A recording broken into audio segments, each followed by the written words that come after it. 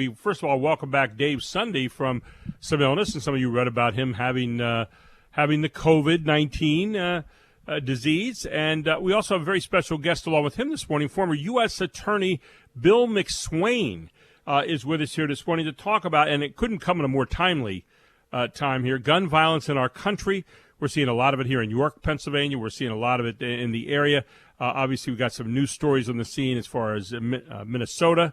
And Dave Sunday, our District Attorney of York County, and Bill McSwain, the U.S. District Attorney, former U.S. Attorney, join us here on WSBA. Good morning, guys. Great to have you aboard. And do we have them there? Good morning. Hey, good morning. Welcome to the show, Attorney McSwain. Great to have you aboard. And Dave, good to have you back. Thank you. Great to be here. Well, yeah, and good to see you up and around, my friend. We were worried about you there for a couple of weeks, but you went through the whole quarantine process, and you're as good as new now, right? I did. I spent 10 days quarantined in my basement, and I tell you, I feel a million times better, and I'm just ready to roll. So. Okay. Well, that's what we're going to do this morning, and welcome, Mr. McSwain. Great to have you in this morning as well. I want to talk about, I guess this morning, Dave, and we're going to have you for an hour today. This is an unusual time. We normally don't have people for an hour, but this is an important thing to be talking about in our country. And so I want to kind of set a little bit of the ground rules here in the beginning that people can call in at 1-800-357-0910 and ask both these gentlemen about gun violence and some of the things that are happening here, even policing. To some degree, we are having some more questions about police now based on what happened in Brooklyn Center, Minnesota in the last few days and before that, and the George Floyd trial and so forth. But I want you guys to talk a little bit this morning about gun violence in our country, what has led to that, what the landscape is right now, and then maybe we could open it up for some calls as well this morning, Dave. So I'll let you kind of open up with us and give us a little introductory statement on this. Sure. So just to get started, Gary, you and I have discussed gun violence for really years now and its impact on society. I'm very happy this morning to have former U.S. Attorney for the Eastern District, Bill McSwain, with us. He oversees, and I'm sure he's going to get into what it means to be the U.S. Attorney. You remember formerly we had Dave Freed on with us, who was the U.S. Attorney for the Middle District. Well, it's interesting because Bill McSwain covered Philadelphia. And a lot of what we do in York County, and we've talked about this, is we have to react. And we react to things that occur in Baltimore. We react to other places around us. And we are all connected. We are all connected in this state and in this country, really. And so we can't operate in a vacuum. And I think that he will have some tremendous insight into what's happening in Philadelphia and what that impact is on the region. We recently... The District Attorney's Office has been collaborating with all of York County law enforcement, the York City Police Department, all of our federal partners to do everything we can to identify people that are doing straw purchasing of firearms, and selling those guns to people that use them for crimes. And so that's a big initiative that we have that we're doing everything we can to try to counter that. And so just to sort of lay the stage there, Gary, that's really what we're dealing with right now. And I think it's critical that people understand that just because there are things happening in a city, right, that's an hour away, it doesn't mean that that's not important to us and that we should care. It directly impacts us because we are all connected through the criminal ecosystem, for lack of a better term. And with that, we welcome in Bill McSwain this morning, former U.S. Attorney. Bill, we look at Philadelphia, we look at violence around the country, and we kind of throw our hands up in the air and say, what do we do? There's so much to this. Where do we start on this? How do we understand the kind of gun violence? And, of course, we have President Biden and others saying we're going to get control of the guns and we're going to grab all the various firearms. And people say, well, wait a minute, we already have laws out there. We already have people doing that, and yet it's still not happening. Help us a little bit this morning on where we start with this whole problem and how we start to get our arms around it a bit. Well, good morning, Gary. Thank you very much for having me. As Dave said, I was on the front lines of this as U.S. Attorney in Philadelphia.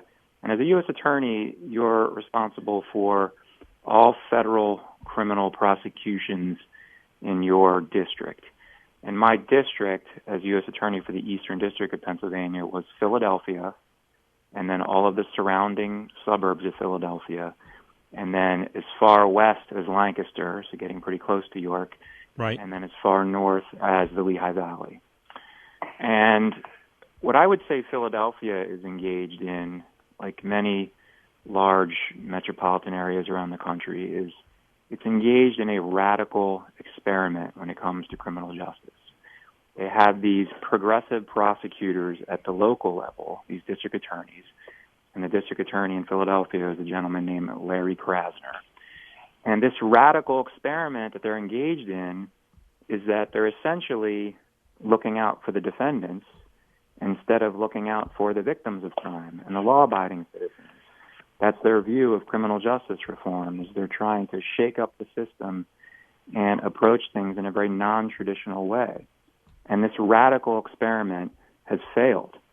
We're seeing terrible consequences of this experiment in Philadelphia. As soon as Mr. Krasner came into office, a serious violent crime in the form of homicide and shootings skyrocketed. It remained at very high levels throughout his tenure. Last year, there were 500 homicides in Philadelphia, just a staggering number. And this year, in 2021, we're up about 30% from the terrible numbers in 2020. And Mr. Krasner actually has a primary challenge. He is going to be on the ballot on May 18th. And I would say the first thing and the most important thing that we as citizens can do is vote out these progressive prosecutors because they have failed. There's no longer the deterrent effect of enforcement when we're dealing with this problem. And to me, that is the main key to getting the violence under control, is having accountability and having effective deterrence. Both of those have been removed.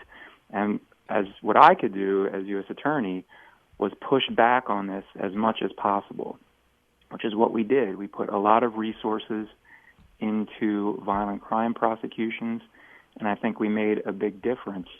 Things could be a lot worse than they are now in Philadelphia. Even though they're bad, it could have been a lot worse if the federal government wasn't pushing back against some of these irresponsible policies. District Attorney of York County, Dave Sunday, and also former U.S. Attorney Bill McSwain with us this morning. And, Bill, I wanted to come back to you. I'm not one for generalities, so I like to get the specifics with people. And, what exactly you did as U.S. Attorney and what you would do to start to get some real tangible kinds of results in places like Philadelphia, part of the Eastern District of which you were the U.S. Attorney. Well, you need to focus on the population that's committing the most serious crimes and committing the most crimes. And that population is largely people who, in the first place, are not supposed to be possessing a firearm. If you are a convicted felon, for example, you are prohibited from owning or possessing a firearm. So the vast majority of the serious violent crime that's being committed in Philadelphia and being committed elsewhere is committed by people that, under the law, aren't allowed to own guns anyway because they're repeat offenders. And so one thing you can do is you can focus on those individuals and literally the laws that say that you're not allowed to possess those firearms. So if you have a felon in possession case, for example, is a federal case that we can bring. You prioritize those cases, and it's a way to prevent violence where if a convicted felon is breaking the law by owning a gun, you can prosecute that case. And unfortunately, at the local level, what people like Mr. Krasner and people like him have been doing is they're not prioritizing those cases. And in fact, sometimes they're even putting those cases into diversionary programs where a convicted felon or someone who's illegally possessing a firearm is essentially not punished at all. But you're putting that person into a diversionary program where it's almost like just some minor little offense where it eventually comes off of your record. So that's not the way gun crimes and violent crimes should be treated, but that's symbolic of the type of thing that is sometimes being done at the local level, whereas we at the federal level are trying to take these crimes very seriously, and therefore, we clashed with the local authorities about these policies. Dave, we talk about the whole idea of what Mr. McSwain is saying here, that we start to focus in on a group, and yet at the same time we now add in this past year, especially race, into all of this. And people will say, well, that's kind of a dog whistle for let's go after people of a certain race. And we're, seeing a situation right here with Dante Wright in Brooklyn Center, Minnesota. He was shot on Sunday, again, as part of a regular traffic stop by police in this particular case, who apparently the mistaken thing where reached for a taser, instead took the gun and shot and killed him. And yet here's a guy that had an open warrant for some aggravated assault that had been open since 2019. Not to say that they should have been shot by any means, not saying that at all. But the point is, with race now injected and adding that emotional part of all this, what Bill's saying has a new dimension to it. Maybe not a new dimension, but we're a dimension now that's been heightened by the emotional sense of all this. Your thoughts about that, Dave? Well, I think that before we even get to that, we have to take a step back and we have to sort of go back to basic civics. What we're seeing a lot with sort of the experiment in Philadelphia and places like, Los Angeles and other similar cities is it's almost an attempt to circumvent the legislative process. And by having elected DAs almost step in as quasi-legislators and change things that were not able to be changed through the political process in a typical fashion. And I think that we need to get back to very simply what is our role and what is our goal. So, for example, in the York County D.A.'s office, when my leadership team and I sit down to talk about any issue, the end goal for everything we do is very simple. Does this make the community safer or not? If it doesn't impact the safety of the community, then we move on. And I think that we need to get back to a place where people are sticking to what their roles are. Here, I'm very sad to hear the division between the federal authorities and the city of Philadelphia with regard to their crime. I know that it's at a much higher level than what we deal with here in York, but at the same time, our partnership with our federal, our partnership with our federal, with the federal law enforcement agencies and with the U.S. Attorney's Office is a critical component to the safety and security of the people that live in York County. That's a cherished partnership where we work together literally every day with the same goal. And I think that the system is off balance in certain places, and we have to get back to an understanding of what is our role. And the community and the citizens need to have an expectation that their elected officials view their job through that lens. Dave Sunday, District Attorney of York County, former U.S. Attorney Bill McSwain with us. We got two callers on the line. We got Bill in New York first up. Bill, go ahead. Thank you very much, Gary. Good morning, gentlemen. Attorney McSwain, I'd like to ask you this question with regards to the operation of the Justice Department. This was especially egregious during the Trump administration. Why is it that there is so much time that lapses between a request for freedom of act information regards to a criminal or civil case and the actual releasing of documents so that cases can be prepared? It seems that this is the nadir or the very beginning of this whole business of having a two-tier justice system. That the justice system works for only those people that are in power. But yet, when President Trump was in power, nobody seemed to pay any attention to the requests that he and his government was making. Can you comment on this, please? Thank you, Bill. Are you referring to Freedom of Information Act requests and that sort of thing? I want to make sure I understand what. I think that's what he's looking at right there, Bill. Yeah, freedom of information. Yep. Okay. Well, I don't have a lot of specialized knowledge about that myself because whenever a FOIA request or a Freedom of Information Act request comes in to, for example, into my office, that's something that gets referred to attorneys in Washington, career attorneys who handle that sort of thing. So I don't have a lot of personal experience with it, but certainly if anybody makes a legitimate Freedom of Information Act request, and there are certain exceptions in those where you're entitled to certain categories of information and other categories are excluded. Certainly if a member of the public or anyone else makes one of those requests and they're entitled to see documents or get information, then they should get it. And certainly my office has always supported that, although we don't have final authority on that sort of thing. Again, we have to refer it to Washington and work with our colleagues in Washington. Let me get our next caller in this morning, Bob in Hanover. Next up, Bob, you have a question for Bill McSwain or Dave Sunny. Go ahead, Bob. Hi, guys. Good morning. Question, maybe so much as comment. First of all, the law, according to McSwain, is a democratic event. I don't necessarily believe that. And I remember the quote by Anatole France where he said, the law, in its majestic equality, forbids the rich as well as the poor to sleep under the bridges, to beg in the streets, and to steal bread. We don't have a fair distribution of justice in this country at all. Very, very stratified, in fact. But the other thing is, America is an extraordinarily violent country.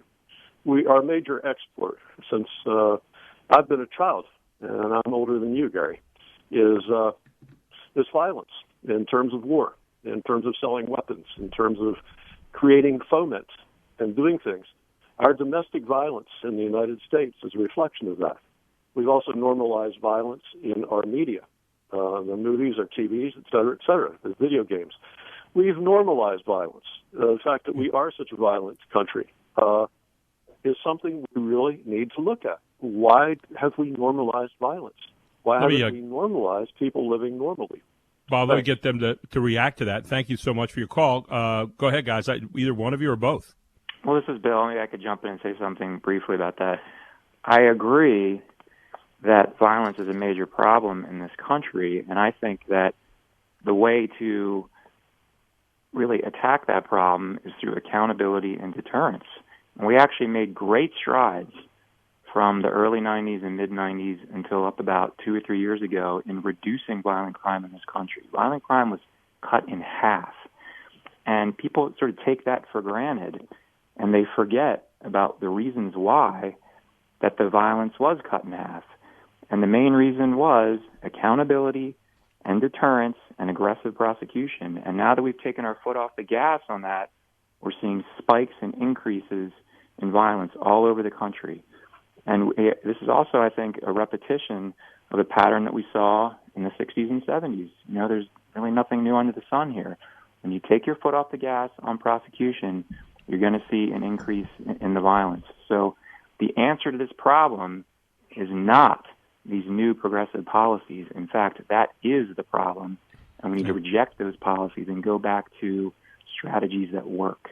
Bill and Bob, thank you for your calls this morning. Dave and Bill, Dave Sunday, our District Attorney of York County, Bill McSwain, former U.S. Attorney, thank you so much for being with us this morning. The time is never enough, Dave, as you well know, but we appreciate both of you answering some questions this morning, giving us some insights, and maybe we could say to be continued in the future, because this is not something that's going to end anytime soon in terms of this discussion and the solutions that hopefully we can find to the problems we have. Thank you to both of you.